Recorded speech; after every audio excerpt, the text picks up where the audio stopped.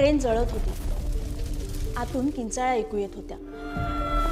लोक बाहेर पडण्यासाठी धडपडत होते, पण वेळ मात्र निघून गेली होती। त्या आगीत तब्बल 59 निष्पाप लोकांचे जीव गेले होते आणि भारताच्या इतिहासात एका काळ्या घटनेची नोंद झाली, गोध्रा हत्याकांड। पण त्या दिवशी नेमकं काय झालं होतं? नरेंद्र मोदींचा या घटनेशी काय संबंध होता?